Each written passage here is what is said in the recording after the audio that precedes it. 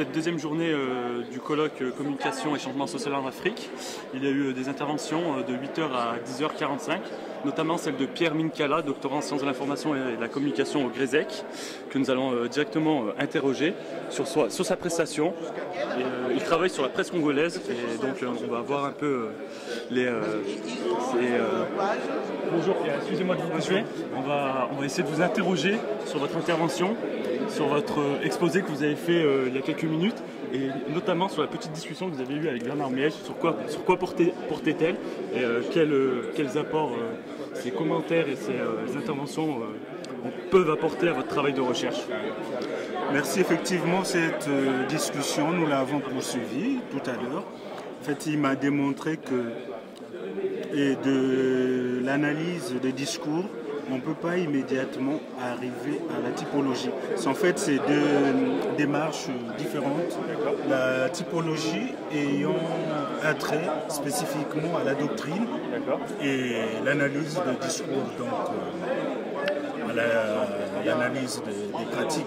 Donc, ce qu'il m'a reproché, c'est d'avoir parti trop vite, c'est-à-dire de l'analyse de discours, sauter directement à la typologie des régimes.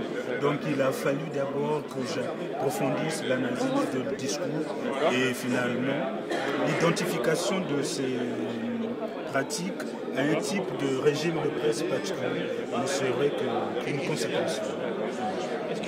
Est-ce que tu peux revenir sur les 3 modèles que tu as définis lors de ta présentation et nous parler un peu de la presse congolaise, de nous faire un historique de ton analyse socio-discursive, comme tu l'as précisé, de la presse congolaise? En fait, l'analyse socio-discursive, comme je l'ai précisé tout à l'heure, je suis parti des déclarations des journalistes. Il y a une question qui m'a été posée, mais à laquelle je n'ai pas eu l'occasion de répondre, en disant est-ce que j'ai fait des interviews? Je dis non, ces discours, je les ai pris dans des ouvrages ou sur Internet, des professionnels qui expliquent leur façon de travailler. Et en analysant ces discours, en fait, j'ai pu repérer les 3 modèles de presse. Voilà, donc la presse dite de propagande politique. On dit souvent que cette presse, en fait, c'est une presse qui est au service du politique. Et la presse libérale, c'est-à-dire c'est un modèle de presse qui est apparu avec l'ouverture démocratique, où effectivement la presse s'est libérée, les opinions se sont libérées, au Congo particulièrement, puisque pendant le monopatisme, où il y avait cette presse de propagande politique, aucun organe de presse privé n'était autorisé en dehors de ce journal religieux, la Semaine africaine. Et au moment effectivement de l'ouverture démocratique, il y a eu une explosion de titres.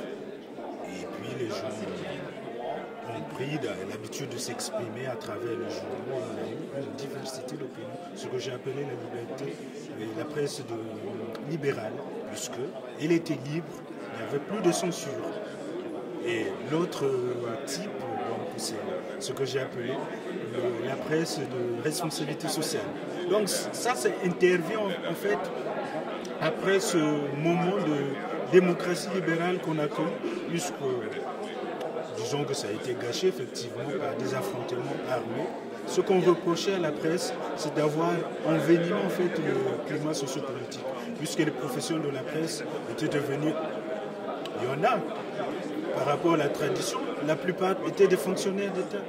Et quand il y a eu le multipartisme, ces mêmes fonctionnaires devenaient aussi des partisans, donc des adhérents des partis politiques. Et lorsqu'ils intervenaient, il y avait des prises de position politiques.